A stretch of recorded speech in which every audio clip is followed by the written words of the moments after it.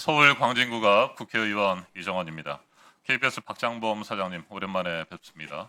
네, 앞서 우리 동료 의원들의 질의에 대해서 이번 통과된 방송법 개정안의 위헌 여부에 대한 법적 검토를 진행하고 있다는 말씀을 하셨습니다. 현재 방송법 개정안이 문제가 있다고 생각하십니까? 가장 큰 문제가 뭐라고 보세요? 제 개인적인 판단으로는 부칙 조항이 가장 큰 문제라고 생각합니다. 부칙 조항, 뭐 이사회 네. 문제, 그다음에 이사회 구성의 시한 문제 뭐 이런 걸 말씀하시는 겁니까? 그러면 그 문제 말고 이번 방송법의 가장 큰 취지는 뭐라고 생각하세요? 방금 최민희 위원장님께서도 방송법에 대해서 제대로 숙지하라고 말씀하셨는데, 일단 이사수가 확대된 게 가장 큰 차이입니다. 네, 이사수도 확대하고 또 사장의 선출 방식에 대해서도 명확하게 규정하고 이렇게 한 이유는 앞에서도 뭐 여러 얘기가 나왔습니다만 권력이 바뀔 때마다 정권이 바뀔 때마다 언론을 장악하고 공영방송을 장악하는 그런 잘못된 관행을 끊어내기 위한 것입니다.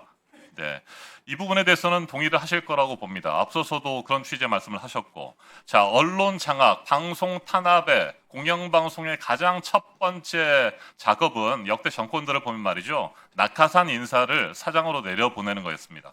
낙하산 인사를 내려보내면 낙하산 사장이 경영진을 자기 입맛에 또 정권의 코드에 맞는 사람들로 채우고, 그리고 이 경영진들이 보도와 제작 편성 책임자들을 또 바꿉니다. 밑에 있는 부장과 현업 기자들, PD들까지 다 이렇게 쭉 내려가는 거죠.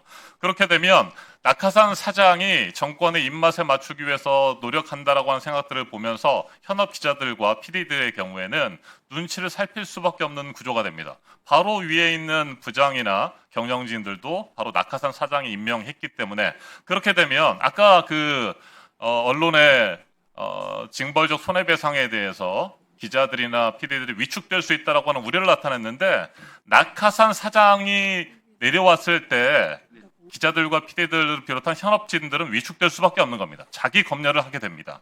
그렇기 때문에 낙하산 사장이 내려오지 못하도록 하는 것이 이번 방송법 개정안이다, 이런 말씀을 드리고, 왜 박장범 사장이 낙하산 사장이라고 하는 소리를 듣는지에 대해서 제가 지난해 인사청문회에서 보여드렸던 동영상을 하나 다시 보고 질의 이어가도록 하겠습니다. 함께 보시죠.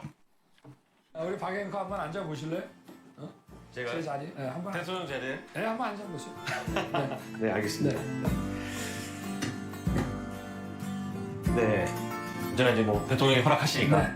국무회의 대통령 자리에 앉아 대통령석에 앉았는데 이 각 부처의 장관들이 맡은 부처에서 국민들과 직결된 정책을 세우면서 서로 네. 토론도 하고, 어떻게 보면은 대통령께 최종 승인을 받고 하는 장소인데, 저 개인적으로는 영광이고 잠시나마 대통령의 무거운 책임감을 느끼게 되는 순간입니다.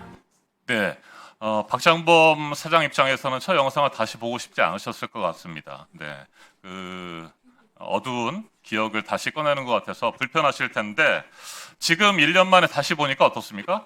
창피하지 않습니까? 창피하지는 않고요. 창피하지 않습니까? 윤석열 대통령이 이제 계엄을 일으키고 현재 구속 수감돼 있기 때문에 그런 임무를 잘못 봤다라고 하는 일말의 책임도 못 느낍니까? 창피한다는 거 생각 안 제가 한다면? 대담을 할 때는 네. 예측을 할 수가 없는 예측할 수 없는 게 상황이었고요. 아니고, 오케이, 그렇다면 이렇게 한번 다시 돌아가 보죠. 30년 가까운 기자 생활을 하신 앵커가 권력자 앞에서 대통령 자리에 앉으면서 영광이라고 하는 말을 표현한 것이 잘못이 없습니까? 이렇게 말하는 것은 제가 지난번에도 말씀드렸듯이 성은이 망극하옵니다 전하라는 말과 비슷하다는 겁니다. 충성서약을 하는 것과 비슷하고요. 비판과 견제의 칼날이 무뎌질 수밖에 없는 그런 멘트를 하신 겁니다.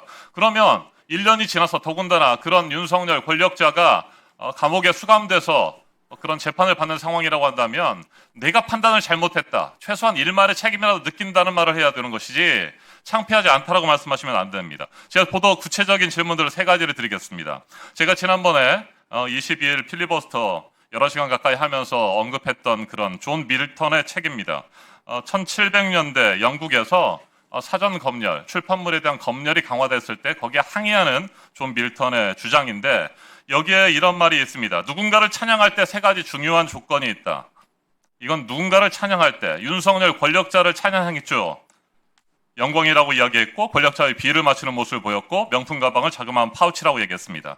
이 존 밀턴이 말한 첫 번째, 누군가를 찬양할 때 과연 그 대상에 찬양받을 만한 자질이 있는가라고 하는 겁니다.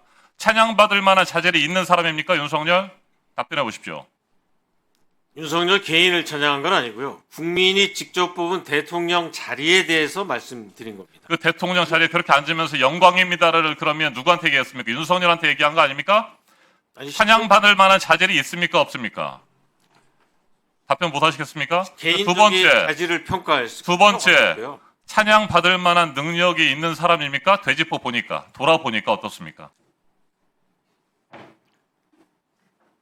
저희가 대담을 하면서 개인의 능력을 평가하거나 그럴 수는 없습니다. 그분이 국민의 선택을 받아서 당시 대통령직을 수행하던 분이었고 대통령은 10년에 그래서 평가를 할 수 없기 때문에 찬양을 했습니까? 자, 세 번째 질문. 찬양이라고 생각 안 합니다. 아첨과 아부가 됩니다. 정확하게 앞에서 제가 드린 두 가지 질문에 대해서 답변 못하면 그건 아첨과 아부입니다.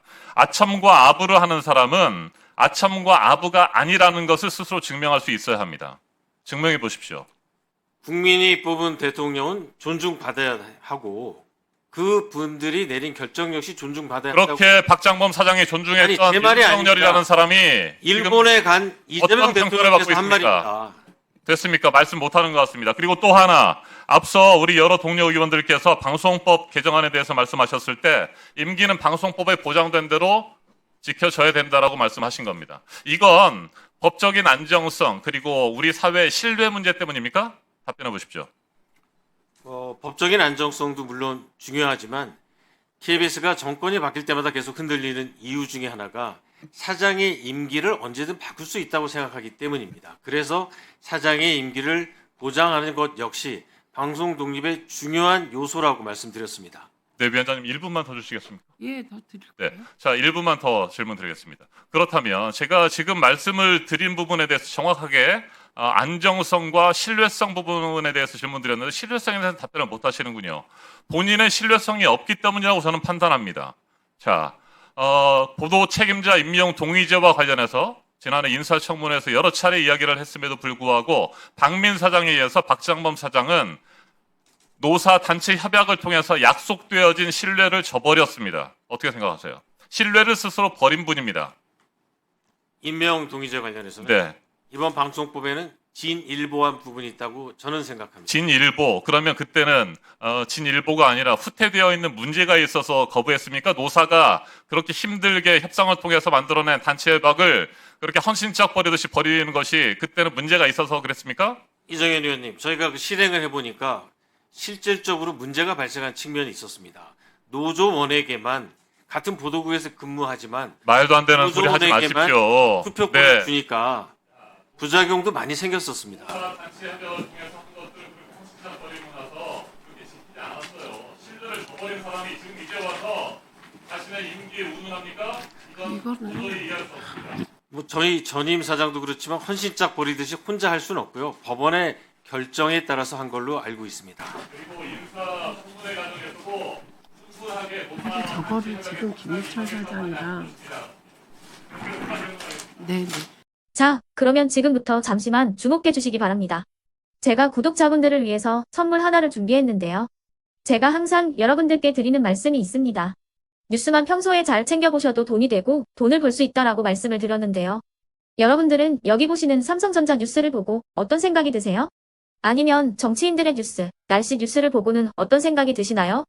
그냥 뉴스만 보고 끝내는지 아니면 이 뉴스를 어떻게 이용할 수 있는지 이 부분을 고민하고 계시는지를 되물어보고 싶습니다.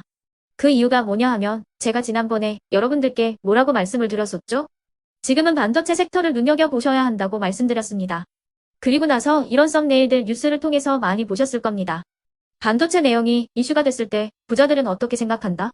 반도체 관련주들은 뭐가 있는지, 어떤 종목이 가장 좋은지, 어디에 투자해야 돈이 몰리는지 자연스럽게 생각한다고 제가 말씀을 드렸죠. 그 이유가 뭐냐 하면 부자들이 봤을 때는 이슈가 곧 돈으로 이어지고 그 이슈가 나에게 돈을 벌어준다는 경험적 확신이 있기 때문에 부자들은 항상 이런 사회적 이슈를 관심있게 챙겨본다고 제가 말씀을 드렸습니다. 이번에도 마찬가지인데요. 제가 지난번에 시청자분들과 함께하는 주식으로 수익 내기 이벤트를 진행했었죠. 당연히 100% 무료로 진행을 했었고요. 여기 보시면 아시겠지만 제가 지난번에도 구독이라고 보내주신 모든 시청자분들께 반도체 관련주 중에 가장 크게 급등할 딱 한 종목, 많은 종목도 아니라 한미반도체 한 종목을 여러분들께 추천드렸어요.